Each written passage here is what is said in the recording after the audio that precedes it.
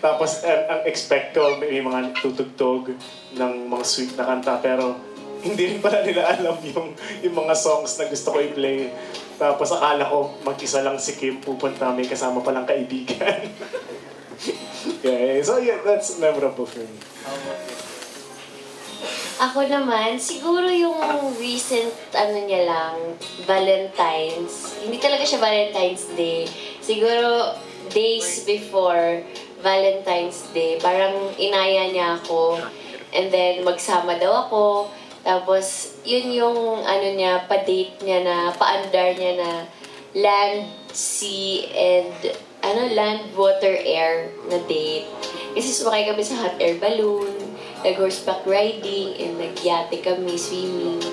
Tapos nag-go-kart pa kami in one whole day. So the next day, pag muna tayo mag-usap, tulog muna ako. So yun. What's the reason ba't kayo nag-date? Grabe siya. Di ba limitado lang po yung tanong ko sa kanya? Meron date eh. Yung nakakarami na po siya eh.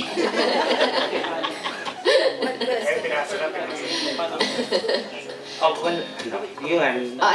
Siyempre, masarap naman yung feeling na may nag-aaya sa'yo.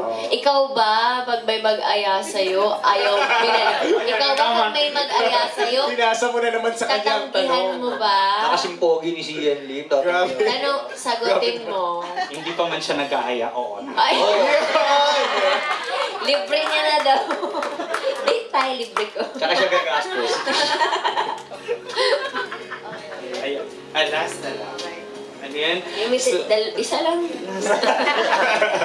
Ayun, so, one of the things na I like with you, Kim, sa As of Recent is yung mga pabebe ganap mo. To see yan, were there moments na feeling mo naging pabebe si Kim? Grabe siya. Tuloy mo na nga yung mic. Wala naman. Wala naman yung, ang ibig mong sabihin ng pabebe, yung stricto. Hindi, yung parang pa-cute, yung ganyan. Gawin mo muna, kasi wala siya idea sa pabebe girl. Ano bang definition ng Sige pabebe? na, kasi wala talaga siya idea. Gawin mo. Hindi, wala naman. O yung parang naglalambing, ganyan. Ganun ba? Paano? Parinig muna, parinig. Sige na. Sige na. Thank you so much. Huwag lang niya magawa, umokay.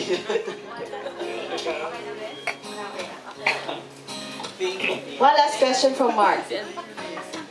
Mark Nunez for the Lens Vlog.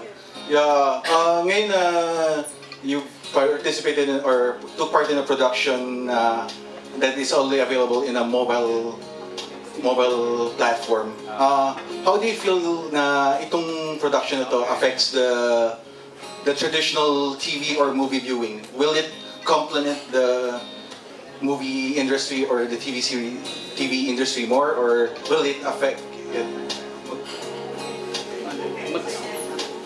Baka compliment daw ba yung... Sorry. Sir Nandi, ikaw ba ang dapat sumagot nun? Pero kung gusto niyo rin kayo mamaya, pagkatapos mo. Sige. Okay. Sige, kayo muna po, sir.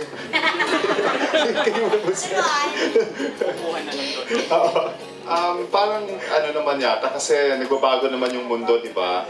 So, may TV, may movies, may mobile phones na ngayon. At ngayon ang mobile phones, ginagamit na nga siya more than just for texting or calling, di ba?